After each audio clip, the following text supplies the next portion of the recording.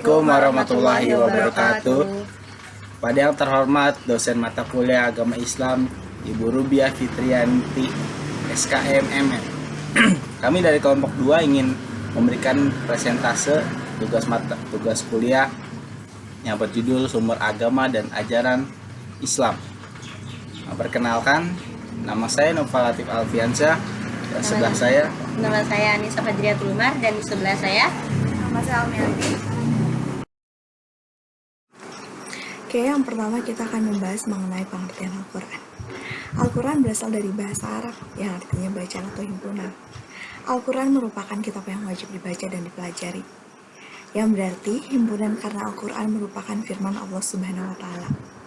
Menurut istilah, Al-Quran adalah kitab suci bagi umat Islam yang berisi firman Allah Subhanahu wa Ta'ala, yang diwahyukan dalam bahasa Arab kepada Rasul atau Nabi terakhir kita, yaitu Nabi Muhammad SAW. Beliau pun pernah bersabda, barang siapa yang membaca satu huruf dari kitabullah, maka dia akan mendapatkan satu pahala yang dilipat gandakan menjadi 10 pahala. Aku tidak mengatakan alif lam sebagai satu huruf, tetapi alif satu huruf, lam satu huruf, dan mim satu huruf. Al-Quran adalah sumber ajaran agama Islam pertama dan utama yang memuat firman atau wahyu Allah yang disampaikan oleh malaikat Jibril kepada Nabi Muhammad sebagai Rasul Allah. Sedikit demi sedikit selama 22 tahun, 22 hari, selama 22 tahun, 2 bulan, dan 22 hari. Mula-mula di Mekah, kemudian di Madinah. Ayat Al-Quran yang diturunkan selama lebih kurang 23 tahun itu dapat dibedakan antara ayat yang diturunkan ketika Nabi Muhammad masih tinggal di Mekah sebelum hijrah dengan ayat yang turun setelah Nabi Muhammad hijrah pindah ke Madinah.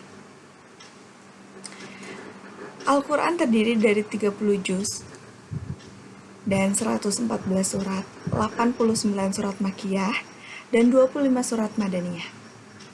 6.236 ayat, 4.726 ayat dari surat Makkiyah, dan 1.510 ayat dari surat Madaniyah. Ayat yang turun ketika Nabi Muhammad masih berdiam di Mekah disebut ayat Makkiyah, sedangkan ayat yang turun sesudah Nabi Muhammad pindah ke Madinah dinamakan ayat Madaniyah. Nah, berikutnya ada ciri-ciri ayat Al-Quran. Ayat-ayat Makkiyah pada umumnya pendek, merupakan 19 hingga 30 dari seluruh isi Al-Quran, yang terdiri dari 86 surat, 4.780 ayat. Sedangkan ayat Madaniyah pada umumnya panjang, merupakan 11 hingga 30 dari seluruh isi Al-Quran, yang terdiri dari 28 surat, 1.456 ayat. Ayat Makkiyah dimulai dengan kata ya ayuhan nas, hai manusia. Sedangkan ayat Madaniyah dimulai dengan kata-kata ya ayyuhallazina amanu, hai orang-orang yang beriman. Pada umumnya ayat Makkiyah berisi tentang tauhid, yakni keyakinan pada kemahaesaan Allah, mengenai hari kiamat, akhlak, dan kisah-kisah umat manusia di masa lampau. Sedangkan ayat Madaniyah mengenai soal hukum, keadilan masyarakat, dan lain sebagainya. Selanjutnya, Al-Quran juga memiliki beberapa nama, seperti Alkitab atau Kitab Allah Subhanahu wa Ta'ala, yang ada di Quran Surat Al-Baqarah Juz 2 ayat 2. Kitab Al-Quran ini tidak ada keraguan padanya, petunjuk bagi mereka yang bertakwa. Terus ada Al-Furqan yang artinya pembela antara benar dan salah, berada di Quran Surat Al-Furqan Juz 25 ayat 1. Maha suci Allah yang telah menurunkan Al-Furqan atau Al-Quran kepada hambanya, agar dia menjadi pemberi peringatan kepada seluruh alam. Lalu ada Az-Zikir yang berarti peringatan, berada di Quran Surat Al-Hijr Juz 15 ayat 9. Sesungguhnya kamilah yang menurunkan Al-Quran, dan sesungguhnya kami benar-benar memeliharanya. Dan yang terakhir ada At-Tanzil yang artinya diturunkan. Quran Surat As-Isra Juz 26 ayat 192. Dan sesungguhnya Al-Quran ini benar-benar diturunkan oleh Tuhan semesta alam. Nah, yang terakhir seperti yang kita ketahui bahwa Al-Quran itu sebagai petunjuk atau pedoman hidup bagi umat manusia, baik itu di dunia maupun di akhirat. Petunjuk mengenai akidah yang harus diyakini oleh manusia. Petunjuk akidah ini berintikan keimanan atau keesaan Tuhan dan kepercayaan atau kepastian adanya hari kebangkitan, perhitungan, dan pembalasan kelak. Petunjuk mengenai syariah yaitu jalan yang harus diikuti manusia dalam berhubungan dengan Allah dan dengan sesama insan demi kebahagiaan di dunia maupun di akhirat. Setelah itu ada petunjuk tentang akhlak mengenai yang baik dan buruk yang dihindarkan oleh manusia dalam kehidupan, baik itu sosial atau individual. Kisah umat manusia di zaman lampau sebagai contoh kisah kaum sabar yang tidak mensyukuri karunia yang diberikan Allah. Sehingga Allah menghukum mereka dengan mendatangkan banjir besar, serta mengganti kebun yang rusak itu dengan kebun yang lain yang ditumbuhi pohon-pohon yang berbuah pahit rasanya. Berita tentang zaman yang akan datang, yakni zaman kehidupan akhir yang disebut kehidupan akhirat. Kehidupan akhirat dimulai dengan peniupan sangkakala atau trompet oleh malaikat Israel. Apabila sangkakala pertama ditiupkan, diangkatlah bumi dan gunung-gunung, lalu keduanya dibenturkan. Dengan sekali bentur. Pada hari itulah terjadi kiamat dan terbelah langit. Quran Surat Al-Haqqah juz 6 ayat 13 hingga 16. 2. As-Sunnah. Pengertian As-Sunnah. Sunnah bisa berarti perilaku, jalan, kebiasaan, atau ketentuan. Sunnah dalam pengertian ini bisa mencakup sunnah yang baik maupun sunnah yang buruk. Menurut Hasbi Asyodiki, sunnah adalah penjahawatan perilaku menurut contoh Rasulullah SAW yang merujuk pada hadis, perbuatan yang terus-menerus dilakukan sehingga menjadi semacam tradisi. Fungsi hadis terhadap Al-Quran. Dr. Muthafa Asy-Syibai menjelaskan bahwa fungsi hadis terhadap Al-Quran ada 3 macam, yakni 1. Memperkuat hukum yang terkandung dalam Al-Quran, baik yang global maupun yang detail. 2. Menjelaskan hukum-hukum yang terkandung dalam Al-Quran, yakni mentakyidkan yang mutlak, mentafsirkan yang mujmal, dan mentahsiskan yang am. 3. Menetapkan hukum yang tidak disebutkan oleh Al-Quran. Adapun fungsi hadis terhadap Al-Quran yang dikemukakan berfungsi sebagai berikut.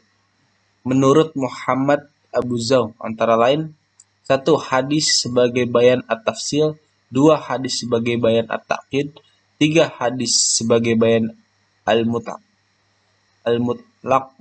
atau bayan al-taqyid, 4. Hadis berfungsi sebagai bayan at-taksis, 5. Hadis berfungsi sebagai bayan at-tashrik, 6. Hadis berfungsi sebagai bayan an-nas. Penjelasan fungsi hadis diperinci oleh para ulama sebagai garis besar, yaitu sebagai berikut. Bayan at-taqrir. Bayan at-taqrir yang dimaksud dengan bayan ini ialah menetapkan dan memperkuat apa yang telah diterangkan di dalam Al-Quran. Fungsi hadis dalam hal ini hanya memperkokoh isi kandungan Al-Quran, sehingga dalam hal ini hadis hanya seperti mengulangi apa yang disebutkan dalam Al-Quran. Sebagai contoh adalah hadis yang diriwayatkan oleh Muslim dan Ibnu Umar sebagai berikut. Apabila kalian melihat ru'yah atau bulan, maka berpuasalah. Juga apabila melihat ru'yah itu maka berbukalah. Hadis riwayat Muslim. Yang kedua, bayan at-tafsir. Bayan at-tafsir adalah bahwa kehadiran hadis berfungsi untuk memberikan rincian dan tafsiran terhadap ayat-ayat Al-Quran yang masih bersifat global atau mujmal, memberikan persyaratan atau batasan takyid. Ayat-ayat Al-Quran yang bersifat mujmal dan mengkhususkan terhadap Al-Quran yang masih bersifat umum. Di antara contoh tentang ayat Al-Quran yang masih mujmal baik adalah perintah mengajarkan sholat, puasa, zakat, disyariatkan jual beli, nikah. qisas, hudud, dan sebagainya. Ayat-ayat Al-Quran tentang masalah ini masih bersifat mujmal, baik mengenai cara mengerjakan, sebab-sebabnya, syaratnya, atau halangan-halangannya. Oleh karena itu, Rasulullah SAW melalui hadisnya menafsirkan dan menjelaskan seperti disebutkan dalam hadis-hadis berikut, yang artinya sholatlah sebagaimana engkau melihat sholat. Hadis riwayat Al-Bukhari. Yang ketiga, bayan at-tashri'. Bayan at-tashri' adalah mewujudkan suatu hukum atau ajaran-ajaran yang tidak dapat didapati dalam Al-Quran, atau dalam Al-Quran hanya terdapat pokok-pokoknya saja. Dalam hal ini seolah-olah Nabi menetapkan hukum sendiri, namun sebenarnya bila diperhatikan, apa yang diterapkan oleh Nabi hakikatnya adalah penjelas apa yang ditetapkan atau disinggung dalam Al-Quran, atau memperluas apa yang disebutkan Allah secara terbatas. Yang keempat, bayan al-nas. Ketiga bayan yang pertama yang telah diuraikan di atas disepakati oleh para ulama, meskipun untuk bayan yang ketiga ada sedikit perbedaan yang terutama menyangkut definisinya saja. Untuk bayan jenis keempat ini terjadi perbedaan pendapat yang sangat tajam. Ada yang mengakui dan menerima fungsi hadis sebagai nas terhadap sebagai hukum Al-Quran, dan ada juga yang menolaknya. Kata an-nas dari segi bahasa memiliki beberapa arti, yaitu membatalkan, al-ijalah atau menghilangkan, at-takwil atau memindahkan, atau at-takrir mengubah. Menurut Abu Hanifah adalah mengganti suatu hukum atau menaskannya sebagai, sedangkan Imam Syafi'i memberi definisi bayan nas ialah menentukan mana yang dinaskan dan mana yang kelihatan dimaksudkan dari ayat-ayat Al-Quran yang terlihat berlawanan. Kedudukan hadis. Hadis sebagai sumber hukum Islam. Kedudukan sunnah dalam Islam sebagai hukum. Para ulama juga telah mengkaji dasar hukum Islam adalah Al-Quran dan sunnah. Dari segi urutan tingkatan dasar Islam ini, sunnah menjadi dasar hukum Islam, tak syiriah kedua setelah Al-Quran. 5 hal ini dapat dimaklumi karena beberapa alasan sebagai berikut. 1. Sunnah berfungsi sebagai penjelas atau tambahan terhadap Al-Quran. Tentunya pihak penjelas diberikan peringkat kedua setelah pihak yang menjelaskan. Teks Al-Quran sebagai pokok asal, sedang sunnah sebagai penjelas atau tafsir yang dibangun karenanya. Dengan demikian, segala uraian dalam sunnah berasal dari Al-Quran.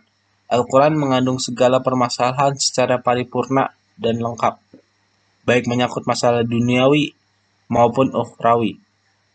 Tidak ada suatu masalah yang tertinggal sebagaimana firman Allah Subhanahu wa taala dalam surat Al-An'am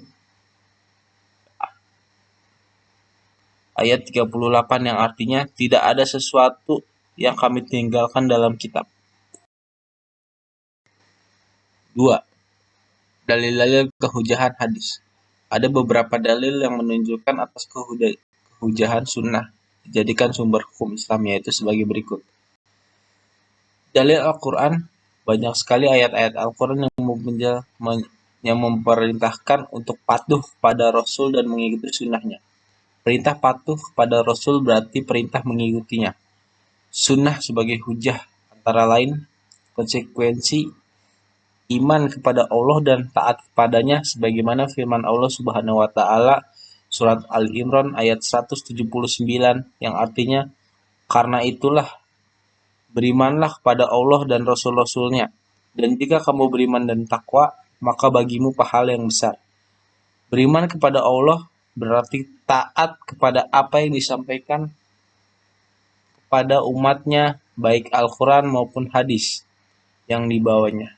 Perintah beriman kepada Rasul dibarengkan dengan beriman kepada Allah Subhanahu wa taala, sebagaimana firman-Nya yang artinya, wahai orang-orang yang beriman, tetaplah beriman kepada Allah dan Rasul-Nya, dan kepada kitab yang Allah turunkan kepada Rasul-Nya, serta kitab Allah turunkan sebelumnya.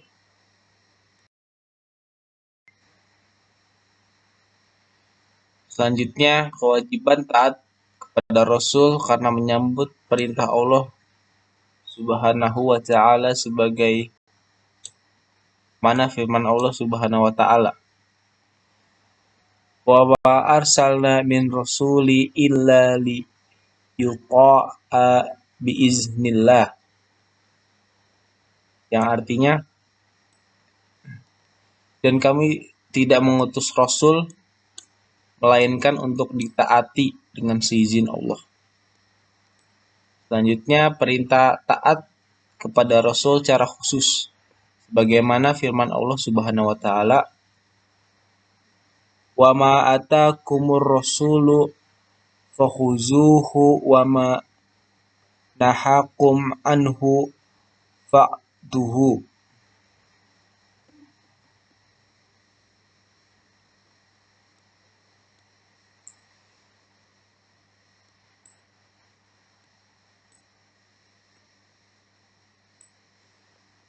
Artinya, apa yang diberikan Rasul kepadamu, maka terimalah dia. Dan apa yang dilarangnya bagimu, maka tinggalkanlah. Dari beberapa ayat tersebut dapat kita simpulkan bahwa sannya perintah untuk taat kepada Allah dan mengikuti Rasulullah SAW itu sangat penting sebagai wujud dari iman kita kepada Allah Subhanahu wa Ta'ala. Ini menunjukkan bahwasanya kedudukan sunnah mempunyai posisi yang penting sebagai dasar hukum atau hujah Islam.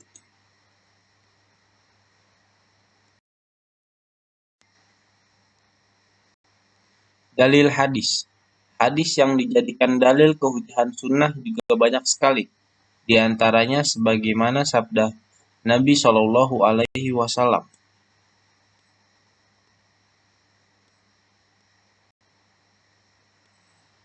taraktu fikum amro dilan tazilu ma in tamassaktum bihima kita bali lihiwa sunnati. Artinya, aku tinggalkan pada kalian dua perkara. Kalian tidak akan sesat selama berpegang teguh kepada keduanya, yaitu kitab Allah dan sunnahku. Hadis riwayat Al-Hakim dan Malik. Dari hadis di atas sudah jelas bahwasannya manusia yang berpegang teguh kepada kitab Al-Quran dan sunnah Nabi, maka ia tidak akan pernah tersesat ke jalan yang dimurkai Allah Subhanahu wa Ta'ala. Dalil akli. Jumhur ulama menyatakan bahwa sunnah memiliki kedudukan kedua setelah Al-Quran. Dalam hal ini, Al-Suyuti dan Al-Qasimi memberikan sebuah pemikiran yang rasional dan tekstual. Adapun argumen tersebut ialah, 1. Al-Quran memiliki sifat qat'i al-wurud, sedangkan as-sunnah bersifat zanni al-wurud. Oleh sebab itu, yang bersifat qat'i harus didahulukan. Yang kedua, as-sunnah memiliki peran sebagai penjabaran Al-Quran. Ini harus dipahami bahwa yang menjelaskan as-sunnah berkedudukan setingkat di bawah yang dijelaskan Al-Quran. Yang ketiga, adanya beberapa hadis dan atsar yang diberikan keterangan tentang urutan dan kedudukan as-sunnah setelah Al-Quran. Hal ini bisa dilihat dari dialog antara Nabi dan Mu'az bin Jamal yang waktu itu diutus ke negeri Yaman sebagai qadli. Nabi bertanya, dengan apa kau putuskan suatu perkara? Mu'az menjawab, dengan kitab Allah. Jika tidak adanya nas, maka dengan sunnah Rasulullah SAW, dan jika tidak ada ketentuan dalam sunnah, maka yang dengan berijtihad. Yang keempat, Al-Quran berasal dari Allah, sedangkan sunnah dan hadis berasal dari hamba dan utusannya. Maka selayaknya segala urusan yang berasal dari Allah itu lebih tinggi kedudukannya dibanding sesuatu yang berasal dari hambanya. Ijma' para ulama. Para ulama telah sepakat bahwa sunnah sebagai salah satu sumber hukum Islam setelah Al-Quran. Yang pertama, menurut Asy-Syafi'i mengatakan, aku tidak mendengar seseorang yang dinilai manusia oleh dirinya sendiri sebagai seorang alim yang menyalahi kewajiban Allah Subhanahu wa taala untuk mengikuti Rasulullah Shallallahu alaihi wasallam dan berserah diri atas keputusannya. Allah Subhanahu wa taala tidak menjadikan orang setelahnya kecuali agar mengikutinya. Tidak ada perkataan dalam segala kondisi kecuali berdasar kepada kitab Allah dan sunnahnya. Dasar lain selain dua dasar tersebut harus mengikutinya. Sungguhnya Allah Subhanahu wa taala telah memfardukan kita, orang-orang sebelum dan sesudah kita, menerima kabar dari Rasulullah Shallallahu alaihi wasallam. Tidak ada seorang pun yang berbeda bahwa yang fardu dan yang wajib adalah menerima kabar dari Rasulullah Shallallahu alaihi wasallam. Yang kedua, menurut Asy'ariyah berpendapat bahwa orang-orang yang mengingkari kehujahan hadis Nabi, baik perkataan dan perbuatannya, yang memenuhi syarat-syarat yang jelas bahwa ilmu usul dan adalah kafir, keluar dari Islam, dan digiring bersama orang Yahudi dan Nasrani atau bersama orang yang dikehendaki Allah dari kelompok-kelompok orang kafir. Yang ketiga, menurut Asy-Syafi'i mempertegas bahwa para ulama sepakat atas kehujahan sunnah secara mandiri sebagai sumber hukum Islam seperti Al-Quran dalam menghalalkan yang halal dan mengharamkan yang haram. Hujahan dan kemandiriannya sebagai sumber hukum merupakan keharusan dalam beragama. Para ulama dulu dan sekarang sepakat bahwa sunnah menjadi dasar kedua setelah Al-Quran. 3. Pengertian ra'yu. Ra'yu adalah salah satu cara umat Islam untuk menetapkan suatu hukum dari permasalahan-permasalahan kontemporer yang belum didapati dalam Al-Quran dan hadis. Manusia memiliki akal yang mampu berpikir secara komprehensif dengan tetap berpegang teguh pada Al-Quran dan hadis sebagai bukti keabsahan hasil ra'yu. Namun, perlu digarisbawahi bahwa akal dan ra'yu memiliki perbedaan dalam pengertiannya. Akal adalah subjek, alat, atau pelaku yang melakukan pemikiran. Sedangkan ra'yu adalah suatu hasil atau objek dari proses pemikiran yang bertujuan untuk mencari kebenaran atau solusi dari suatu hukum yang tidak ada di dalam Al-Quran dan hadis. Ra'yu yang dilaksanakan dengan ijtihad. Menurut bahasa, berarti pengerahan segenap kemampuan untuk mengerjakan sesuatu yang sulit. Menurut istilah yaitu pencurahan segenap kemampuan dari seorang ahli fikih atau mujtahid secara maksimal atas dasar dalil-dalil yang tafsili. Kata al-ra'yu berasal dari kata ra'a, yara, ra'yan yang berarti memperlihatkan. Kemudian dari kata tersebut terbentuk kata ra'yun yang jamaknya ara'u, artinya pendapat pikiran. Dalam Maqayis dikatakan bahwa ahal al-ra'yu adalah orang yang berpegang kepada akal. Istilah al-ra'yu dalam ilmu usul adalah mencurahkan segala kemampuan dalam mencari hukum syara yang bersifat zanni dengan menggunakan rasio yang kuat dan yang bersangkutan merasa tidak mampu lagi mengupayakan lebih dari itu. Pengertian ijtihad.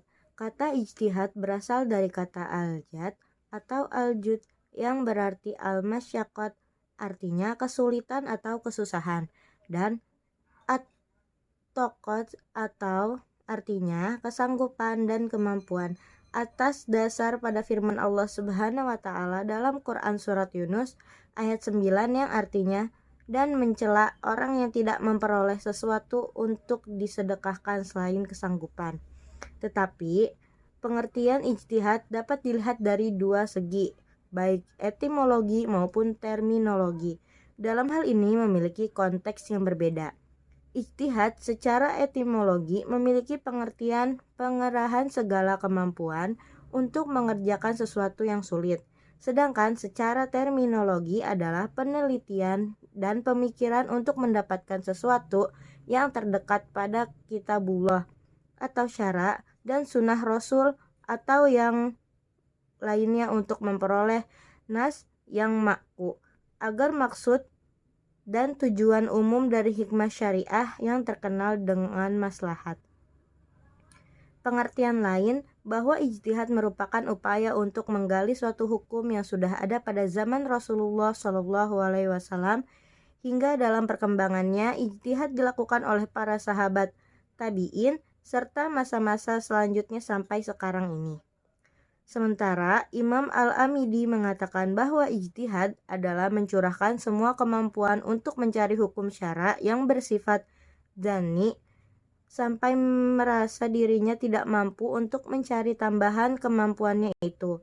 Sedangkan Imam Al-Ghazali menjadikan batasan tersebut sebagai bagian dari definisi ijtihad at-ta'am yang artinya ijtihad sempurna.